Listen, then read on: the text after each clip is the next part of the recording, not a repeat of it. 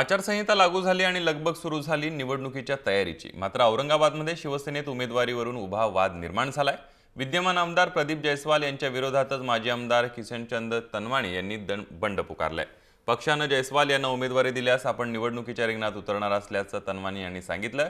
तर आपल्या विरोधात बंड पुकारणाऱ्या तनवाणी यांना तिकीट दिल्यास आपण बंडखोरी करणार असा इशारा जयस्वाल दिलाय। त्यामुळे औरंगाबादमधल्या शिवसेनेअंतर्गत बंडाळीचा काँग्रेसला फायदा होण्याची शक्यता बळावली आहे। प्रदीप जयस्वाल अपक्ष मागच्या वेळेस लढले होते, आताही ते पक्षात आलेले आहेत। तर जवळपास 3 वर्ष ते निवडून आल्यानंतर आमच्या पक्षामध्ये आले नाही। ते आमच्या पक्षाच्या विरोधात ते काम केलं। तरी शिवसेना प्रमुख असताना त्यांना प्रवेश मिळालेला आहे। आमचे कार्याध्यक्ष उद्धव साहेब आहेत, ते निर्णय घेतील। प्रदीप जयस्वालला देऊ, मला देऊ, अजून कोणाला देऊ, जे पक्ष जे निर्णय देईल।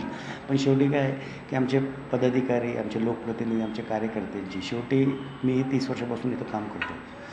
तिकीट मागणं हा काही माझ्या पक्षात मी तिकीट मागतो हा काही गैर नाही। या ठिकाणी पक्षामध्ये काम करत असताना प्रत्येक माणसाला आपलं तिकीट मागायचा अधिकार आहे आणि त्या पद्धतीने तनवाणी साहेब असतील, बंडू असेल, सुहास दशरथी असतील, कला ओझा असतील, नंदू घोडे, सर्वजण तिकीट मागतात। त्याच्यात कोणाची अडचणीचा विषय नाही आहे। गेल्या 5 वर्षामध्ये या मध्य विदर्भ मतदारसंघामध्ये या शहरातील सर्व नागरिकांना जाणतात की काम करणारा कार्यकर्ता, माननीय शिवसेना प्रमुखांच्या आशीर्वादाने महापौर, चेअरमन, विरोधी पक्षनेता, त्याचबरोबर खासदार आणि आमदार म्हणून आता जिल्ह्यामध्ये, शहरामध्ये कुठल्या पद्धतीने चांगल्या पद्धतीने काम करतो हे सर्व नागरिकांना माहीत आहे। म्हणून या ठिकाणी माननीय पक्षप्रमुख उद्धव साहेब ज्याला तिकीट देतील आम्ही त्यांचं काम करू।